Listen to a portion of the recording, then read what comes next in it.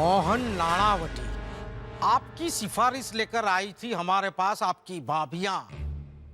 मैंने तो उसी वक्त ना बोल दिया था कि मैं नहीं करूंगा उस आदमी के साथ कोई भी बिजनेस। अगर मुझे उस वक्त पता होता कि आपकी भाभियां ऐसी घिनौनी हरकत पर उतर आएगी तो मैं उसी वक्त सबको पुलिस के हवाले कर देता। नहीं वेलजी भाई, देखिए इन्होंने जो कुछ भी किया है वो अपने स्वार्थ के लिए नहीं किया, मेरे फायदे के लिए किया है। आपको अगर सजा देनी है तो मुझे सजा दीजिए। बहन जी,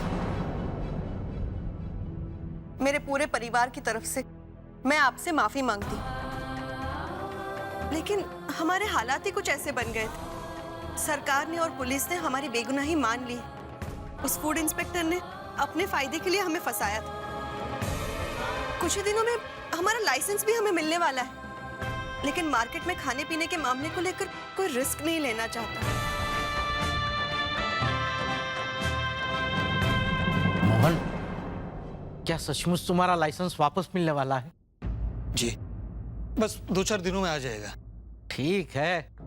वैसे भी हमने साथ साथ बहुत बिजनेस किया है, लेकिन पिछले कुछ दिनों से ऐसे हालात पैदा हुए थे कि मुझे बहुत से लोगों के बहुत सवालों का जवाब देना पड़ा। अभी तुम बता रहे हो कि वो गुनाह तुमने नहीं किया, किसी और ने किया है, तो उसकी सजा तुम्हें क्यों मिलनी चाहिए? मैं फिर से तुम्हारा माल बेचूंगा। तुम पापड़ बनाते जाओ और मेरे गोदाम में भेज दो।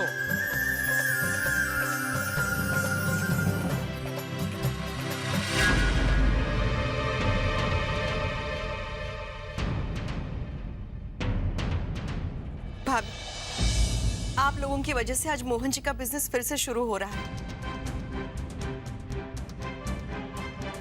हम आपका जितना आभार माने उतना कम है।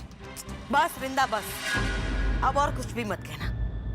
वो वेल जी ने मोहन के साथ दोबारा कारोबार करने का फैसला तुम्हारे कहने पर लिया है, और वो हमें सिर्फ और सिर्फ सुना कर गया।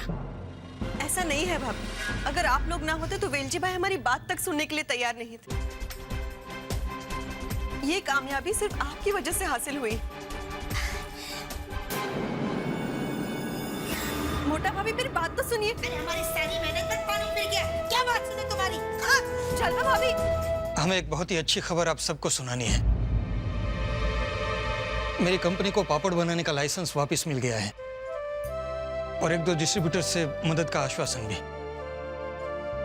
ये सब कुछ भाभीयों के प्यार और आशीर्वाद की वजह से ही हुआ है मोहन जी।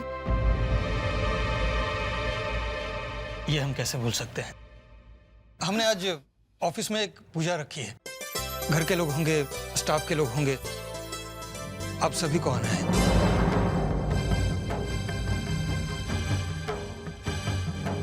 मोहन, मेरा आना मुमकिन नहीं होगा।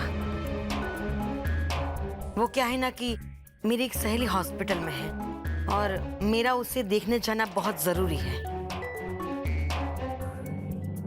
वो मेरी कमर में कुछ दिनों से बहुत दर्द है और आज ही मुझे स्पेशलिस्ट की अपॉइंटमेंट मिली है। सभी लोग जानते हैं। घर के लोगों के बगैर तो पूजा अधूरी होगी। मोटा भाई, सनत भाई, मुकेश भाई, आप सब तो आएंगे ना हमें आशीर्वाद देने?